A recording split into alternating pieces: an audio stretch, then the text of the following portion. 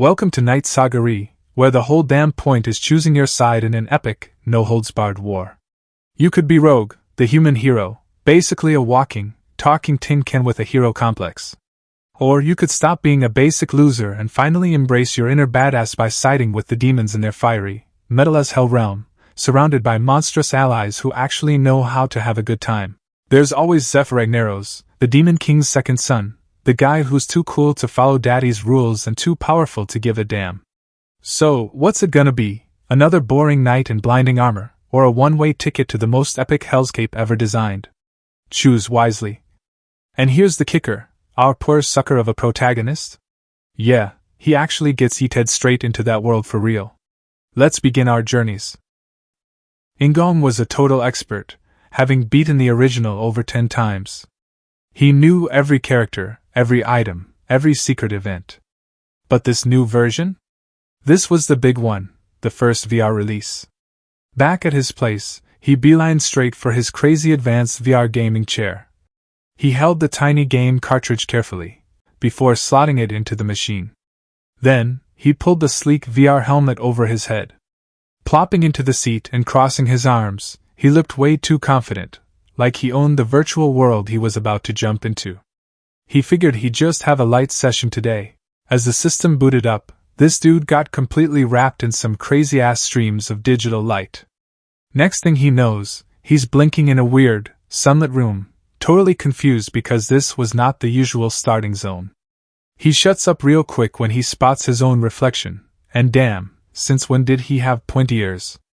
Checking out his new body, he sees a white-haired kid with red eyes staring back and wonders what poor sucker this character is supposed to be. Suddenly, this raspy voice cuts through from the door, all sarcastic-like, asking if the slacker's still asleep. An orc warrior whips the curtain open and starts demanding he get his ass moving cause they're on a tight morning schedule. The guy's low-key impressed by the insane graphics, but his comment just makes the orc look at him like he's nuts. That's when it hits him. He can actually talk and interact with these characters, which was never a thing they advertised. Nervously, he asks the orc for his name, and the warrior gets all awkward, like, "Did you seriously forget me?" Turns out his name's Carrick, and he's not here to chat. He tells him to hurry up because everyone's waiting for Prince Shutra. And that's when it clicks. In-gong freezes. Shutra? As in the Demon King's 9th son? But he never even picked a character. Remembering the game controls, he lifts his hand to pull up his status window, and bam, a holographic screen pops up like magic. Sure enough, it says his name is Shutra, and all his stats are a pathetic 5 points across the board. Worse than a basic NPC. He checks his skills and finds only 2, Conquest, and something called Protagonist Bonus. He just stares at it, wondering if it's that kind of protagonist bonus. Before he can dig deeper, Karak sticks his head back in, yelling at him to move it. Shutra quickly agrees and follows the impatient orc outside. But the second he steps into the daylight, he freezes. Spread out in front of him is a whole damn army of orc soldiers lined up and looking ready for war. He turns to Karak and asks, "Why are we on a battlefield?" But the orc just tells him to quit wasting time. They've got red lightning guys to deal with.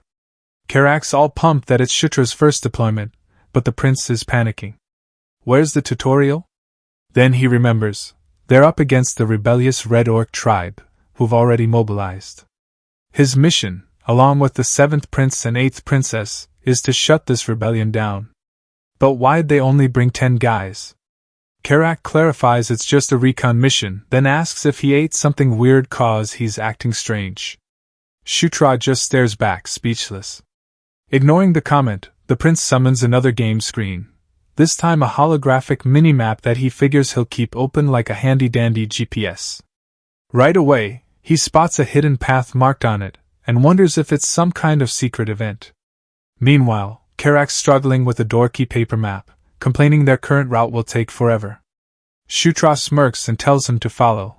He knows a shortcut. The orc squad is skeptical, but they follow their prince into some thick, sketchy woods. The so-called shortcut turned out to be a hellish climb up a steep and treacherous cliff.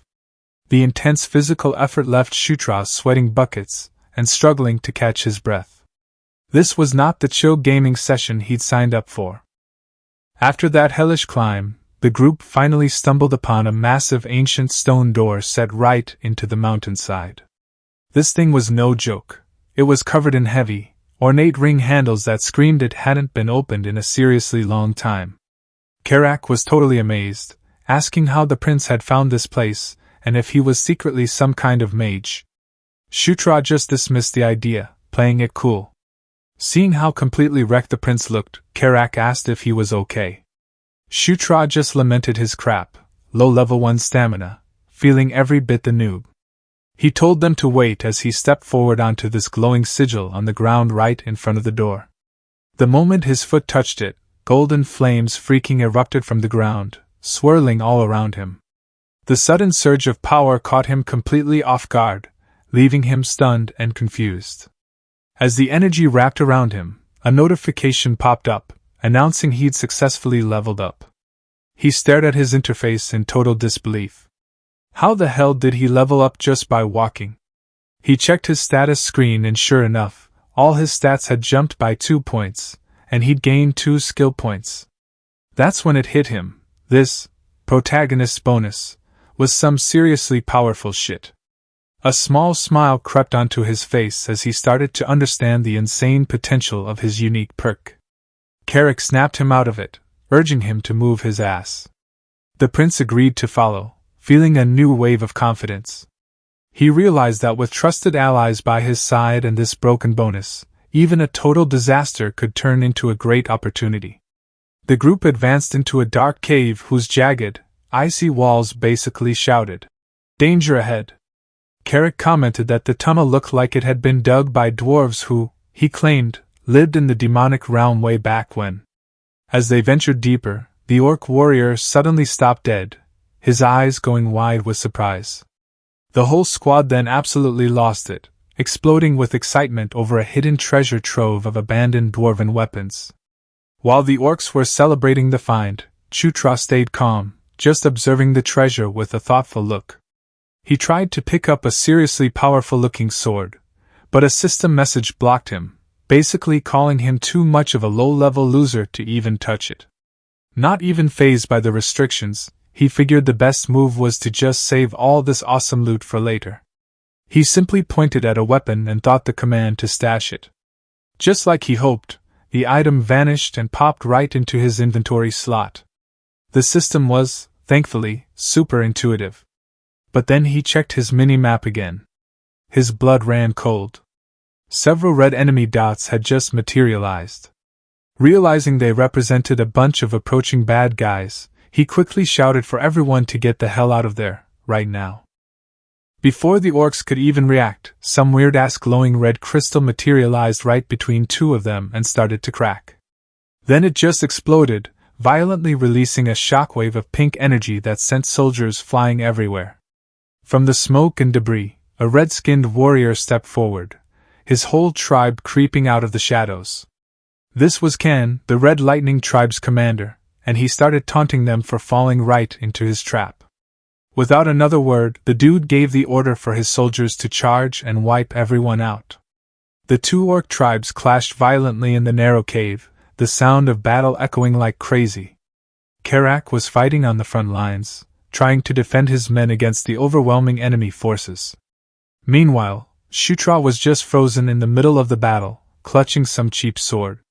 When one of his own soldiers fell right next to him, he knew he had to do something. He figured maybe he could try to land a last hit on a foe for some easy EXP. Seeing a red orc distracted while fighting one of his allies, the young prince saw his shot. He rushed forward and swung that piece of crap sword with everything he had, aiming for a decisive blow. But the weapon just shattered harmlessly against the enemy's tough hide, leaving the prince totally stunned. The red warrior turned around slowly, its eyes glowing with fury as it focused on its tiny attacker. It let out a terrifying roar and lunged right at him, causing Shutra to scream in pure panic. As he was running away from the red ogre, he stumbled on a rock and fell. His health bar plummeted to a critical 1 point, and he stared at the notification in sheer terror. The enraged orc loomed over him, ready to land the finishing strike. He shut his eyes and let out a final scream, bracing for the end. But just then, Carrick leaped in front of him, taking the fatal blow himself to protect his prince. The loyal warrior turned and shouted for His Highness to run immediately while he still could. Shutra stared at his own trembling hands, trying to convince himself this was only a game. He decided he'd had enough for one day and tried to open the menu, complaining about how hyper-realistic this shit was. He looked on with a flushed, confused expression, trying to process the grim situation. He checked his skills again, but the window now showed nothing available. The buffs he saw earlier were just gone. His eyes widened in shock and disbelief, a bead of sweat running down his temple as the truth sank in. He scrolled through the menu options in a panic, realizing with horror that there was no log out button. As his allies continued to fight and fall around him, he sat on the ground wondering if he was truly trapped in this damn game. His attention snapped back to the battle as the enemy commander began chanting and gathering magical energy. Kai-chan channeled a powerful spell into his staff, a sinister grin on his face as pink energy crackled around him. He then leaped into the air and unleashed the full force of his magic directly down on the helpless prince. Shutra looked up in terror, desperately thinking that he couldn't die here. The blast of destructive energy slammed into him, consuming him in a flash of pink light. He gasped for his last breath, his body going limp as his consciousness began to fade. The enemy commander stood triumphantly in the distance, having successfully eliminated his target. A system window appeared in the darkness, confirming the prince's health had dropped to 0. But instead of logging out, he found himself standing alone in a vast, empty blue void. He looked around, completely bewildered, recalling the orc's attack. A dreadful thought crossed his mind. Had he actually died? Suddenly, a brilliant golden light shone in the distance, pulling his attention. A mysterious voice echoed through the void, telling him he was the destiny of this place. A beautiful, goddess-like figure emerged from the light, urging him to conquer, subjugate, and rule. The prince was left completely stunned by her powerful declaration. He turned away from the blinding light as his consciousness was pulled back from the void. Back in the cavern, the fierce battle raged on without him. The Red Lightning tribe's superior numbers were quickly overwhelming Carrick's outmatched forces. Their commander, Kai-chan, watched with arrogance as his warriors dominated the fight. He mocked the intruders for being either ignorant or just plain stupid. As he gave the order to finish them off, a brilliant golden light suddenly erupted in the cave. The commander stared in shock at the resurrected prince, questioning how the hell he'd returned. Shutra now stood confidently amidst the chaos, his body wrapped in a powerful golden aura. A system notification popped up, announcing he'd acquired a new skill, telekinesis. He stared at the message, completely baffled as to when or how he'd learned it. A spark of realization flashed in his eyes. His status screen now displayed a subclass he'd never seen before, Knight of Conquest. The enemy commander roared in absolute fury, ordering his soldiers to kill the prince first. Carrick could only stare in disbelief, his eyes wide with shock upon seeing his leader alive. The sight of their resurrected prince inspired the Green Orcs, who rallied to his side with renewed hope, forming a defensive wall around him. The young prince clutched his broken sword hilt, his attention glued to his status window. Knight of Conquest, a class that never existed in the original game. His eyes glowed with intense focus as he questioned all these insane changes. He raised his broken fist, channeling his newfound energy as a spell instinctively came to mind. He released the spell, declaring that the power of conquest is the true power of a king.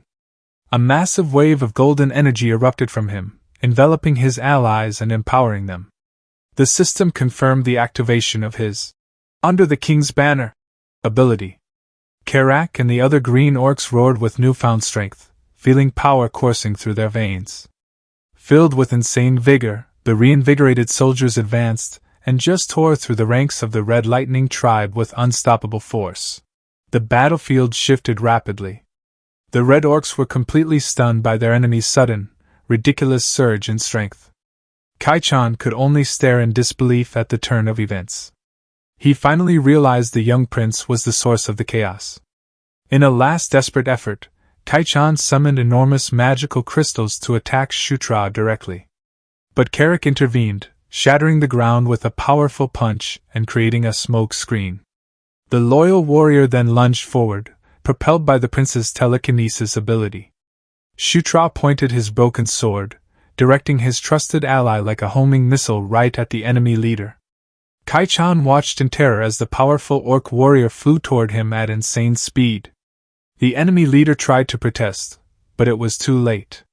Carrick's attack landed with devastating force, taking him out. With their leader gone, the remaining red orcs panicked and fled. Shutra ordered his men to hunt them down. A notification popped up, explaining that a general's merit always belongs to their king. He was then bombarded with multiple level-up messages, his reward for his general's victory. The prince stared at his status screen, totally confused about his insane level jump. Nearby, Carrick was just as baffled, looking at his own hands and wondering where his new power came from. Shutra turned to his loyal general with a new, confident smirk. A quick flashback hit him, a recent conversation where the prince's weird behavior had made the orc seriously question who he really was. Later that night, back at camp, the orcs were celebrating their crazy victory. But Shutra sat alone in his tent, frantically searching for a log-out button.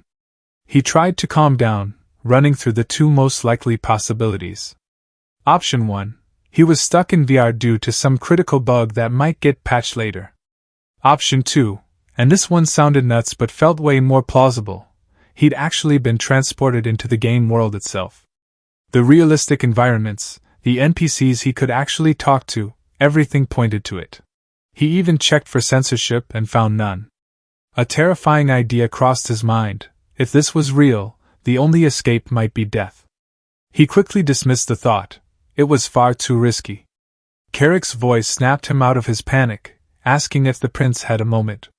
The general entered looking serious and got straight to the point. He wanted a sudden duel to gauge his leader's sword skills. Shutra questioned why, but Carrick just tossed him a wooden training sword and promised to go easy on him. The prince scoffed, cheekily reminding him who he was talking to. If they were gonna fight, they were doing it properly. He charged, but his swing was clumsy and easily dodged. A humiliating flashback showed his previous self failing miserably at swordsmanship.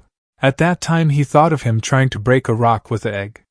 Back in the present, Carrick effortlessly parried his attack, sending him stumbling to the ground. Shutra complained that he hit too hard and too fast. Then a system notification popped up, basic swordsmanship acquired. He stared in complete disbelief. How the hell did he learn that without any training? Then he remembered gaining telekinesis the same way, by experiencing attacks. When Carrick suggested ending the duel, Shutra quickly objected. Stomping his foot, a confident smirk spread across his face. He was just getting started. He charged again, but now his movements were fluid and precise. He met Carrick's block with a powerful strike, light flashing on impact. The orc was surprised by the sudden improvement. Shutra kept up the assault, landing gracefully after an exchange.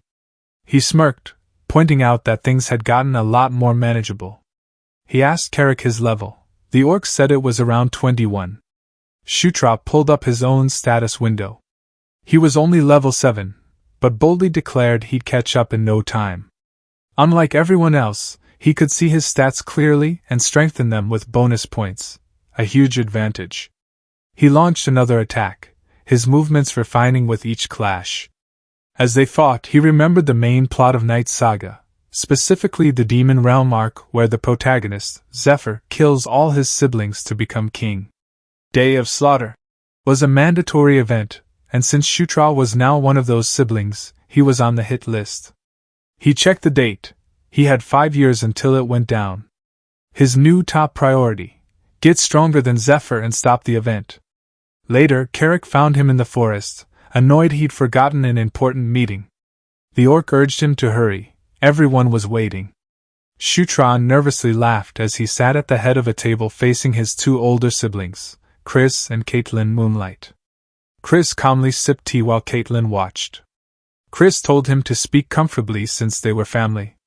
Caitlin noted it was their first meeting and warmly insisted he call them brother and sister.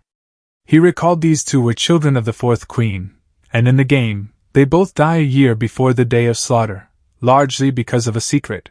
Caitlin isn't actually the Demon King's daughter. Caitlin suddenly questioned why he'd fought instead of scouting. Before he could answer, she got up and leaned in close to check him for injuries, totally catching him off guard. She reminded him he was the weakest sibling and needed to be careful. Chris warned him against being reckless again. Shutra was taken aback by their genuine concern. Were the Demon King's kids actually this close? A determined glint shone in his eyes. He had a new plan to get stronger. He remembered that lycanthropes were known for having a ton of aura users, and he figured he could probably learn it the same way he got his other skills. He turned to his older brother Chris, caught his eye, and with a cheeky smile and his eyes already starting to glow, he made a seriously weird request. He asked his brother to straight up hit him with his powerful aura. Chris and Caitlin just stared at him with looks of pure shock and utter disbelief. This guy was nuts. Sometime later, back at the main camp, the war against the Red Lightning tribe was in full swing. The battlefield was a total chaotic mess of explosions and fallen soldiers from both sides. A large, armored orc warrior was single-handedly wrecking several smaller red-skinned enemies, easily deflecting their attacks and sending them flying with his insane strength. One powerful punch was enough to shatter an enemy's face on impact. The red orc screamed in pain, completely overwhelmed.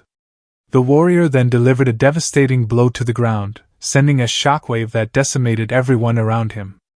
A red-skinned general roared in fury, ordering his men to kill them all and even offering a reward. The green orcs responded with their own war cry, ready to face the new attack. Then, suddenly, Shutra found himself yanked out of the fight and back into that mysterious blue void.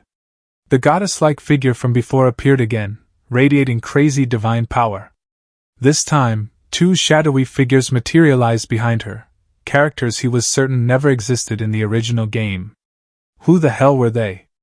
The goddess placed her hand on his shoulder, and he was jolted awake, a bright light consuming his vision. He was lying in his bed, totally disoriented, the morning sun streaming into his tent. He clutched his head, wondering if the whole thing was just a bizarre dream. Carrick's face suddenly appeared right in front of him, making the prince scream and jump back. The orc just calmly noted that he looked fine after his ordeal, and then questioned why he'd begged Chris to hit him, pointing out that he knew this would happen.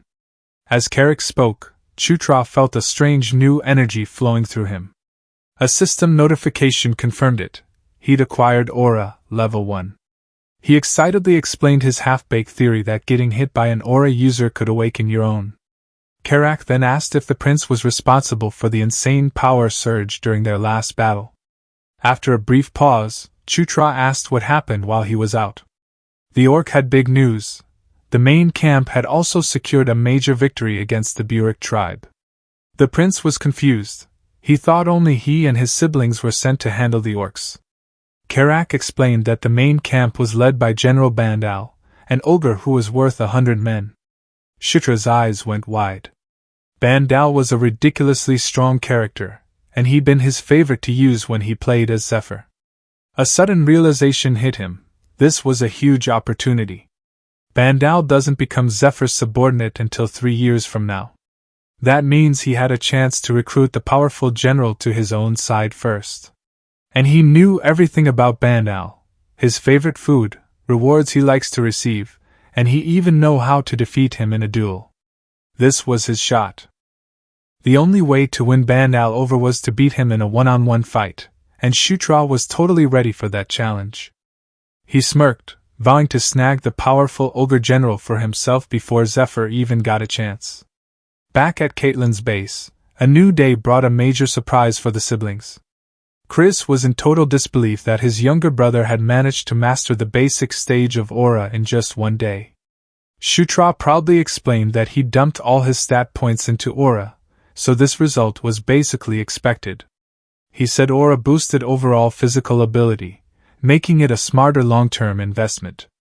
His older brother was still amazed, wondering if this insane growth was due to his Gandharva heritage. Chris then asked if he could map out the tunnel system they'd found on their last mission. Shutra confirmed he had a mini-map and asked for some paper and a pen to sketch it out. Chris was blown away by the detail, saying it was way better than the map he had. He excitedly called his younger brother a genius, throwing an arm around him in a proud hug. Caitlin pointed out that since they'd wiped out the enemy squad, no one else knew about the tunnels. She then told the young prince she had one more important task for him. The siblings headed out into the vast mountains. Shutra found himself on another scouting mission, accepting his role as the weakest brother for now. At least this time they had reinforcements, thanks to the credit they'd earned. As they marched through the forest, he spotted two hooded figures watching from the shadows. He was surprised to see his sister Caitlin was one of them. He asked why she was suddenly wearing a cloak, but she shushed him, explaining she'd secretly tag along in case things got dangerous. He was surprised by her trust. The other figure introduced herself as Sarah, his new adjutant for the mission. Caitlin told him to focus on scouting and not to mind them. The group ventured back into the icy tunnel system. They found all the rooms completely empty, with no signs of life or loot. Carrick remarked that the dwarves must have taken everything when they moved out long ago. Suddenly, Carrick stopped, sensing something approaching. Shutra checked his mini-map and confirmed a large group of enemies was nearby. He quickly opened his inventory, a confident look on his face, and pulled out a special flash magic potion he'd brought just in case. He whispered to Carrick to have everyone shut their eyes on his signal. A massive swarm of glowing red eyes appeared from the darkness, a terrifying nest of rock spiders, monsters known for moving in swarms and packing a powerful paralytic venom. With the enemies in sight, he gave the signal and threw the potion. It shattered, releasing a blinding flash of golden light that lit up the entire cavern. The spiders screeched, completely disoriented. Shutra explained the creatures were immobilized by light, and ordered his units to attack. The orcs charged forward, their battle cries echoing as they cut down the stunned spiders. Shutra hung back, observing the fight and letting his forces handle the smaller threats. He checked his mini-map again, his eyes locking onto a single, larger red dot among the swarm, the pack leader. He called out to Carrick, and the two broke away from the group, charging deeper into the cavern. They soon faced a monstrous multi-eyed creature much larger than the others. Carrick let out a fierce battle cry and swung his axe with all his might, but it bounced harmlessly off the creature's tough shell. The orc complained he couldn't pierce it. Shutra remembered from the game that the monster's carapace was insanely hard and its only weakness was fire, which he didn't have. The massive spider lunged forward, ready to attack. The prince shouted for his companion to use fire, but Carrick was at a loss, wondering where he was supposed to find any. A new voice suddenly called out, instructing Shutra to draw his sword immediately. He stared in disbelief as his sister Caitlin appeared, her powerful magical aura asking if her enchantment would suffice. With his sword now blazing with fire, he confidently charged the beast. He parried its attack, the impact creating a powerful shockwave, then leaped into the air for a downward strike.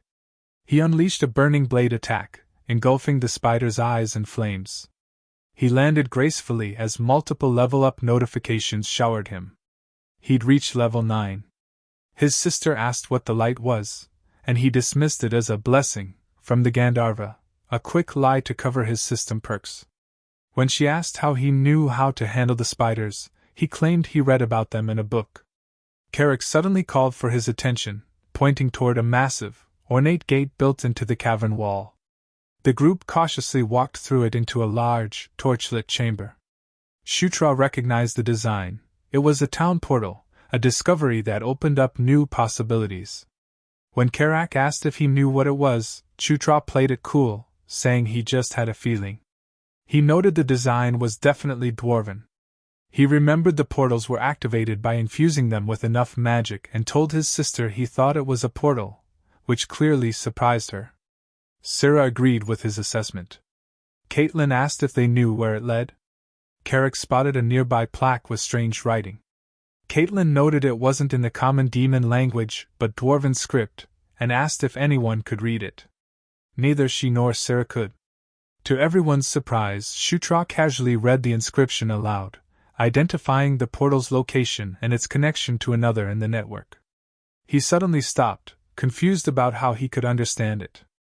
A system notification then appeared, confirming he'd acquired Dwarven Script, Level 1. Karak was totally amazed by the prince's new ability to read Ancient Dwarven, and Shutra could only shrug and confirm that, yeah, it seemed he could. Sarah also questioned when he'd learned the language, and Caitlin pressed him to read the rest of the inscription. He explained that it said the portal would work if they put some magic into it. He then asked his sister to be the one to power it up, sheepishly admitting he wasn't very good at magic, a quick lie to cover the fact he couldn't use it at all. Caitlin reluctantly agreed and infused the portal with her energy, causing it to activate with a bright, ethereal blue glow. A holographic map of the surrounding area materialized, showing the Jashuka mountain range. Shutra pointed out their current location and the position of the connected portal. Carrick noted that the main force of the Red Lightning tribe was camped right in front of those mountains. Caitlin decided to call it a day, needing to discuss this game-changing intel with her brother. Back at camp, Chris was ecstatic about the discovery. He excitedly embraced his younger brother, calling him a good luck charm and offering to do anything for him as a reward. Shutra tried to refuse, but Chris insisted, wanting to reward him as both family and leader. After a moment's hesitation, the prince decided to go for it. He made a big request. He asked his older brother to teach him the legendary Beast Godfist martial art. Chris was stunned into silence. Shutra explained that since his level was too low for good weapons, he needed powerful techniques. He knew it was a huge ask. The Beast Godfist was a powerful S-rank style passed down through the lycanthrope royal family, and started to backtrack, sure he'd be refused. To his surprise, Chris agreed to teach him, but clarified he couldn't share the secret techniques. Instead of the Beast Godfist, he offered to teach him how to properly use aura. Shutra was left speechless, a mix of surprise and excitement on his face. Seeing his silence, Chris assumed he didn't like the offer, but the prince quickly reassured him he was totally in. With the deal settled, Chris got serious. He asked if it was okay for him to think of Shutra as another little brother, just like Caitlin. The prince was taken aback by the heartfelt question, realizing it was a major sign of true acceptance. He quickly agreed, seeing it for the good offer it was. The two brothers shook hands, sealing their new alliance with a firm grip. Caitlin looked on with a warm smile. A system notification confirmed a basic alliance had been formed with his two siblings. It was a crucial first step. Meanwhile, at the Red Lightning tribe's garrison, a sinister plot was unfolding. A powerful-looking orc addressed his men with a cruel smirk, hinting at a captive, their dear princess, hidden within their camp. In a dark, candlelit tent, a young woman was bound by magical chains. Back with the prince, Shutra reviewed his stats and noticed his charisma was lagging way behind. He recalled that at first all his stats went up by 2, but now charisma only increased by 1. He remembered that in Night Saga, appearance and charisma were 2 separate stats, which kinda made sense given his rapid growth elsewhere. More importantly, he was about to hit level 10, a major milestone where a character's unique skills would level up. His thoughts were interrupted by Carrick announcing that everyone was ready to move out. The prince agreed with a confident, eager smile, hiding his true excitement. They stepped out before their assembled army. With a determined look, Shutra gave the order, and the entire force began to march toward a dark, ominous cave entrance.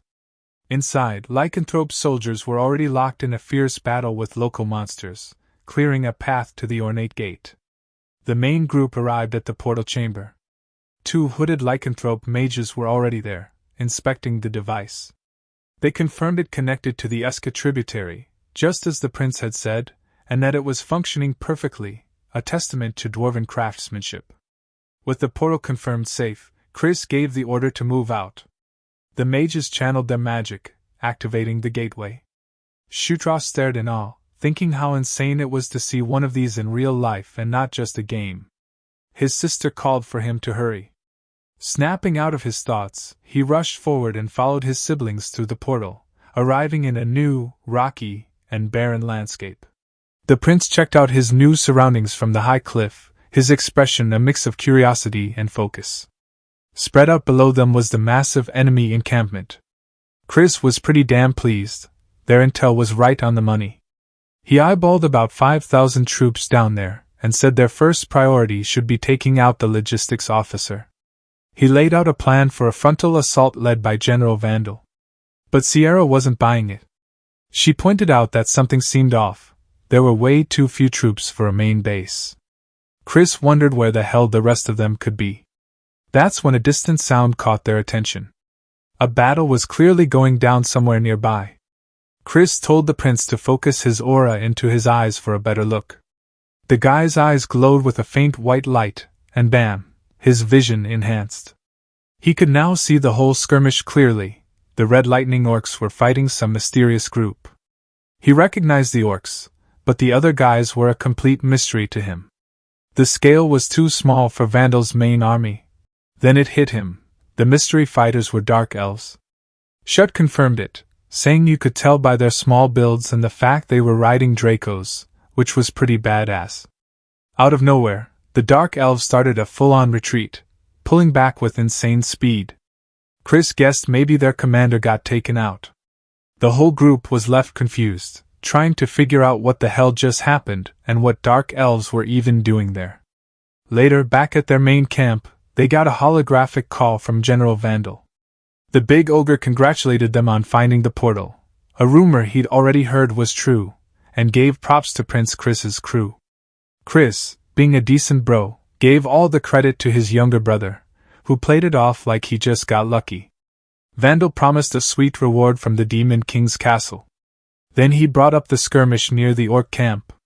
He explained the Dark Elves had jumped into the fight on their own, which was a problem, because their commander had been captured by the Red Lightning Orcs. When Shut asked who it was, Vandal dropped the bomb. It was someone they knew. Their sister, the sixth princess, Felicia Doomblade. Chris and Caitlin were shocked. The prince remembered that in the game, Felicia and her twin brother were part of their sister Anastasia's faction.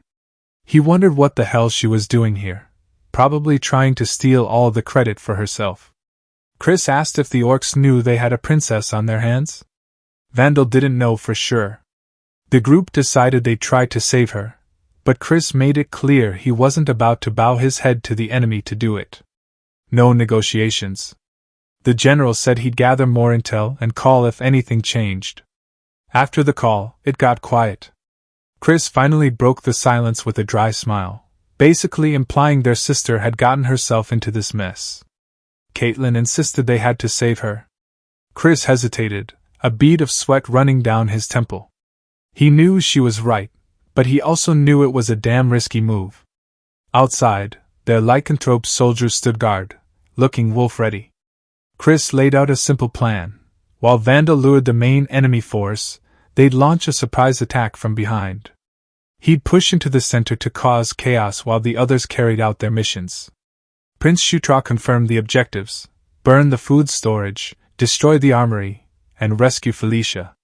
Chris added a crucial condition: if things got too hot, they pulled back immediately. Caitlin objected, but Chris shut her down, reminding her he was the unit leader. He wasn't gonna let Felicia's selfish crap ruin their entire op. The prince realized then that Chris didn't actually want to save her. As night fell, Vandal's forces advanced. The ogre general led the charge, roaring orders to take the tribe down. It was a chaotic mess of explosions, flying rocks, and brutal hand-to-hand combat. Meanwhile, Chris and his unit watched from their cliff, waiting for the perfect moment to strike. They saw Vandal's forces clash with the enemy, lighting up the night. Chris turned to his troops. "Our turn." They charged down the cliff, catching the orcs completely off guard. Their soldiers tore through the enemy ranks. Caitlin yelled at her little brother to be careful as they rushed into the chaos.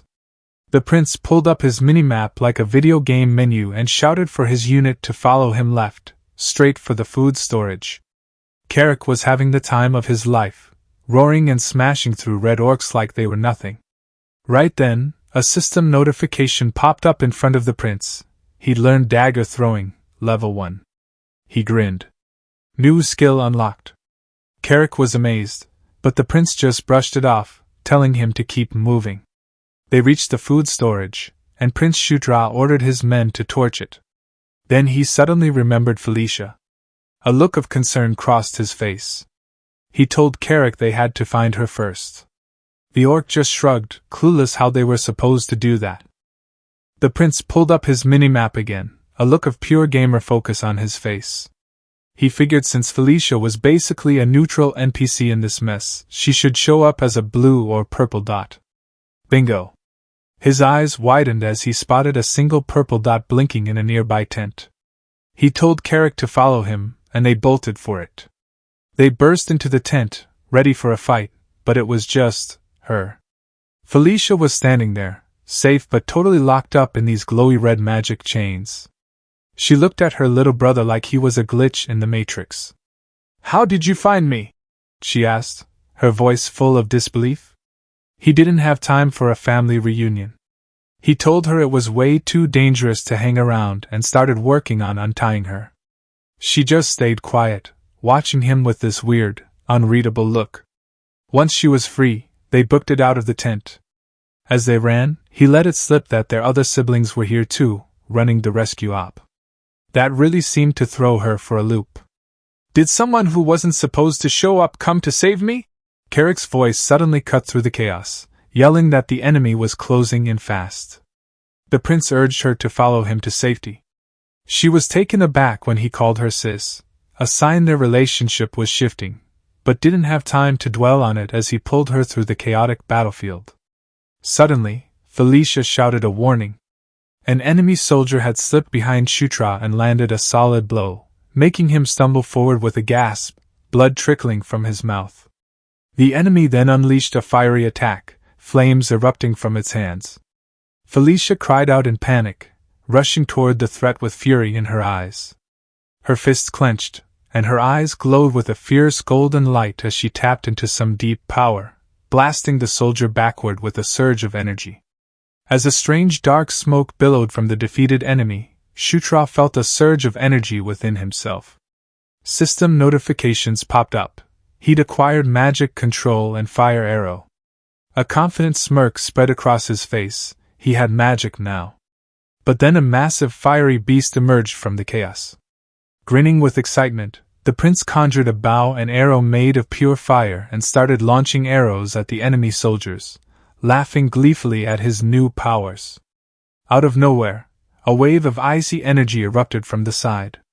An enemy archer took aim right at Felicia. Shutra shoved his sister out of the way, taking the icy hit himself. Felicia stared in shock at his reckless move. Multiple ice shards rained down on him.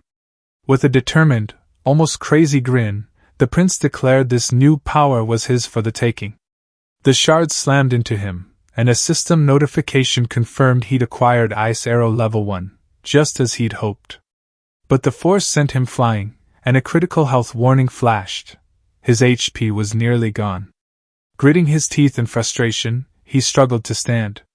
Felicia scolded him, calling him the weakest sibling and asking who he thought he was, trying to save her. He realized she'd totally misunderstood. He was just there for the power-up. Then she noticed the defeated mage and realized he hadn't been showing off. He'd actually helped. A flash of green light suddenly enveloped him. Felicia knelt beside him, her hands glowing with warm healing energy as she mended his wounds. Another notification, heal level 1 acquired. She asked if he felt better, and he confirmed his health was full, a term that confused her. Before she could ask, a strange otherworldly sound echoed through the camp. A massive red-skinned ogre with glowing eyes appeared, radiating insane power. Shutra recognized it immediately, a blood ogre, a powerful mutated variant. The prince panicked, wondering how the hell they were supposed to fight that thing. Prince Shutra was booking it across the battlefield, the massive blood ogre hot on his heels. The dude was crazy fast for his size, and the prince was seriously confused about how something that big could move like that. Felicia Doomblade shouted for him to buy her some time so she could blast the ogre with a big spell. The prince yelled back, "I got it. I'll draw this red-assed freak's attention." You just get your magic ready. He started shouting for Karak, who responded immediately. Right here, Prince. Shutra told him to get ready, then pulled up his system interface. I should be able to use that dwarven dagger now, he thought. He pulled the dagger from his inventory and, with a golden aura flaring around him, he slammed it into the ground and activated under the king's banner. Karak started glowing gold too, a beam of light connecting them, just like in the cave. Seeing Karak suddenly looking like a pissed-off Hulk, the blood ogre hesitated for a second. That was all the opening Karak needed. He launched himself at the ogre with a full-force swing. The blood ogre managed to block it, but the sheer impact clearly hurt like hell. His reaction said it all. While he was distracted, Felicia snuck up behind him and hit him with a mysterious spell that packed a serious punch. The spell had a weird, earth-defying effect, making the massive ogre lose his balance and land flat on his ass. Karak didn't waste the opportunity. He jumped on the fallen ogre and delivered a final, devastating blow right to his manhood. The ogre coughed up blood, and Karak, liking the sound of his scream, started kicking him for good measure. The prince almost felt sorry for the guy. But hey, a win's a win. The biggest threat was down, though plenty of other enemies were still around. Suddenly, the prince started glowing. His system interface popped up, and he grinned with excitement. He'd finally hit level 10. Another notification appeared. His main character aura had increased to level 2, unlocking a new passive skill. His smile widened as he extended his hand to open the gift box. He'd acquired Battlefield's Blessing level 1. Accuracy of ranged weapons targeting him was now slightly reduced. He remembered those classic scenes where dozens of arrows or bullets just barely missed the hero. Now he could replicate that main character plot armor. A large group of red lightning ogres started swarming toward them. Felicia, who was running away, yelled, "What are you doing? The enemies are closing in." She turned and cast a wind spell, sending them flying. The prince was shocked to see her using spirit magic. A fallen elf was still an elf, after all. She was a natural-born spirit user. A thought struck him. Can I acquire that too? Suddenly a yellow light flared in the sky, a signal flare. Karak asked, "Prince, what kind of signal is that?" Shutra's face fell. "Yellow is the retreat command." "What's going on? Don't tell me someone's in danger." Karak asked for orders. The prince made a snap decision. "Karak, you take the troops and fall back. I need to go to Sister Caitlin." Karak objected, but Shutra cut him off. "There must be a reason for the retreat." Felicia stepped in. "I'll go with Shutra." Karak was hesitant, but she insisted. "It's in my nature not to stay indebted. Besides, I still have business with those pigs." After a moment, Karak finally relented. "Then be careful, Prince." Shutra nodded. "Got it. See you in a bit." As they moved through the ogre-filled area, Felicia asked, "Do you really need to go to Caitlin?" The prince replied, "You never know. The sudden retreat is suspicious." Felicia scoffed. "You don't really think she'd lose to guys like these, do you?" Shutra shrugged. "If she didn't, that's great. We can just return together." Felicia looked at him curiously. "Are you that worried about Caitlin?" He answered, "Well, of course I am. We're siblings." Though internally, he was really thinking about their alliance stats. The scene shifted to where Caitlin was, and it turned out they had nothing to worry about. She was absolutely wrecking the red lightning ogres, delivering punches and blasting them away with her skills. Two more charged her simultaneously, but she dodged and sent them flying with a single blow. Prince Shutra and Felicia watched from a distance. Felicia said grimly, "Just as I thought." The prince just stared, poker-faced. There was no need to worry at all. Caitlin noticed them. "Shutra? Why are you here instead of retreating?" He stammered, "Well, to save you." "No, I came to help, but—" Then Caitlin spotted Felicia and her face lit up. "Felicia, I'm so glad you're safe." She hugged her tightly. Felicia blushed. "Of course I am. Always worrying for no reason." The prince thought, "You two seem to be quite close." He pulled up his map and saw a swarm of red dots approaching. Looks like the enemies are coming back. Let's retreat quickly. Caitlin, you lead the way. They made it back to base through the portal. Later, Felicia asked Caitlin, Shutra was the one who found this portal too? Caitlin nodded. That's right. He made a huge contribution. Felicia mused, how strange. When on earth did he change so much? Chris's voice cut through the tension, smooth and casual as he walked up behind them.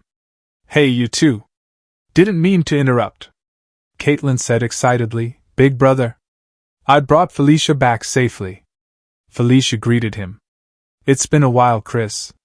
After a momentary pause, he replied, Yeah, it's been a while, Lady Felicia. After a while later, Chris updated them. I hear General Vandal's side won as well. It seems that bastard Yakujian gave up after seeing the garrison burn down. Prince Shutra looked confused. Yakujian?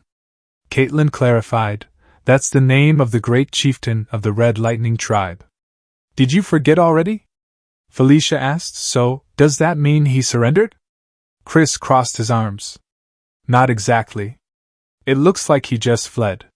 If he gathers his scattered allies, he could probably still put up one more fight.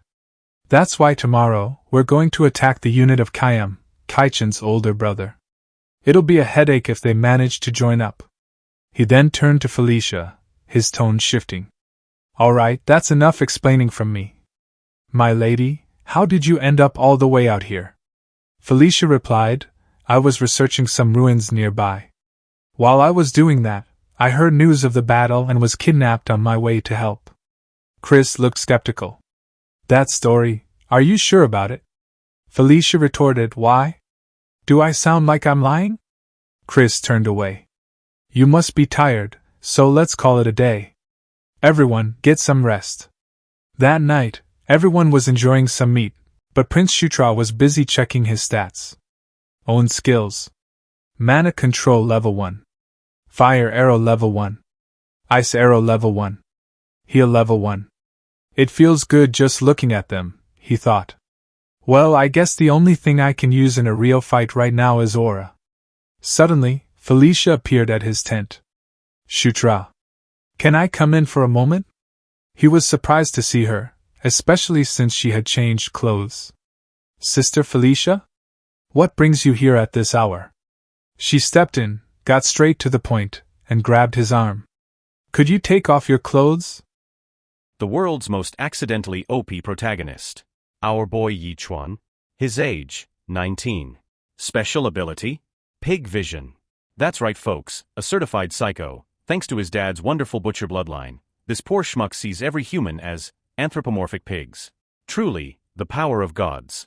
While everyone else gets cool stuff like S-Class Slayer or Berserk skill, the gods looked at our boy and went best I can do is 50% off pork chops.